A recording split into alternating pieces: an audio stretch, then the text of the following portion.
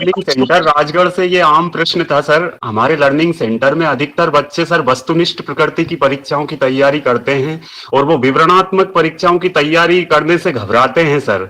समस्या ये रहती है कि जो वस्तुनिष्ठ परीक्षा की तैयारी करता है वो सर 200-250 शब्दों में उत्तर लिखने से काफी अपने आप को असहज महसूस करता है सर। जैसे 10 अंक का प्रश्न यूपीएससी में 7 मिनट में लिखना रहता है सर। ऐसे में जिसको अभ्यास नहीं होता है वो कहीं कहीं व्यर्थ की चीजें भी घुसा देता है उस उत्तर में।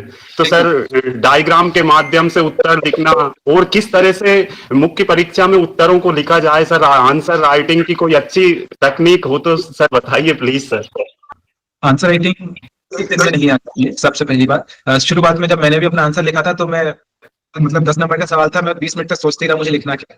जब फर्स्ट टाइम अपना आंसर लिखना चालू किया तो ये एक बहुत ग्रेजुअल प्रोसेस है और इसमें इम्प्रूवमेंट भी बहुत धीरे धीरे होता है। ये हुआ आंसर राइटिंग में कैसे करना। आप लिखने का तरीका, बहुत से लोग बोलते हैं कि आप डायग्राम्स बनाओ और फ्लो चार्ट्स बनाओ, अच्छी बात बनाने चाहिए, लेकिन ऐसे आप हर जगह ही बना रहे हैं। अगर क्वेश्चन में रिक्वायरमेंट नहीं है, वहां पे डायग्राम बना के आ गए तो कैसे इंटरप्रेट करोगे उसको। तो बिल्कुल होने चाहिए कुछ डायग्राम्स, जैसे लेट्स से मैं बुलेट पॉइंट्स में लिख रहा हूं, आप कुछ डायग्राम बना के कुछ भी एक रेक्टेंगल, ट्रायंगल और पेंटागन कुछ भी बना के एक स्पाइक बना के उसके चारों तरफ ऐसे लिख सकते हो। लेकिन फिर भी आपको 2 पेजेस मिलते हैं एक्चुअली 100 मार्क्स के लिए, 10 मार्क के क्वेश्चन के लिए आपको 2 पेज लिखने होते हैं। तो अगर आप उसमें फ्लो चार्ट बना के लिखोगे अच्छी बात है, स्पेस भर रहा है, लेकिन जब आप क्वालिटी नहीं लिखोगे ना तो वो भी समझते हैं। अभी मेरा दिल्ली में आर्मी अटैचमेंट था, तो मैं दिल्ली में रुका हुआ था एक होटल में, तो वहां पे जो और लोग रुके हुए थे वो यूपीएससी के आंसर कॉपी चेक करने वाले प्रोफेसर थे। तो मैंने उनसे पूछ लिया कि सर ऐसा आप क्या देखते हैं जो मतलब बच्चे नहीं कर पाते हैं। हम लोग साथ में सुबह ब्रेकफास्ट कर रहे थे, तो बोले कि आधे से ज्यादा बच्चे उनको जो आता है वो लिख लेते हैं, जो पूछा है वो नहीं लिखते हैं। तो जब तक आपको कॉन्सेप्ट की क्लैरिटी नहीं होगी और सवाल को समझने के, सवाल पूछ क्या रहा है समझ रहे हैं, मटेरियलिज्म आप कुछ और ही लिख रहे हो समझ रहे, तो नहीं होगा ना ऐसे। तो जब तक हमको कॉन्सेप्चुअल अंडरस्टैंडिंग नहीं है, और देखिए 250 शब्दों का आपने बोला विवरणात्मक लिखने में थोड़ा सा इशू आता है, वो आप लिखेंगे ना ओवर द टाइम वो आपका वो भी कम हो जाएगा।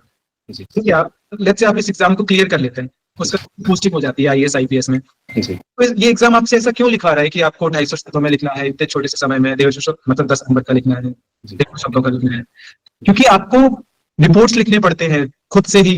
तो ये वो आपको नेक्स्ट के लिए प्रिपेयर कर रहा है एग्जाम, मतलब वहां पे अलग चीजें देखी जा रही है, लेकिन आपको नेक्स्ट फेज के लिए प्रिपेयर कर रहा है। आपको रिपोर्ट्स लेके भेजनी होती है मीडियम्स को, सीनियर्स को और अलग अलग चीजों में।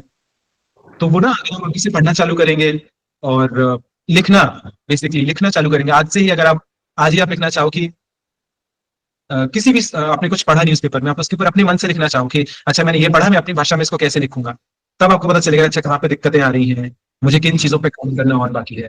तो वही आ जाता लिखना भी एक बहुत बड़ी कला है, प्रैक्टिस से ही आंसर राइटिंग में आती है। उतने कम 3 घंटे के टाइम में आपको सब अटेम्प्ट करना है, क्वालिटी देनी है, तो वो समझना एक बहुत बड़ा चैलेंज है।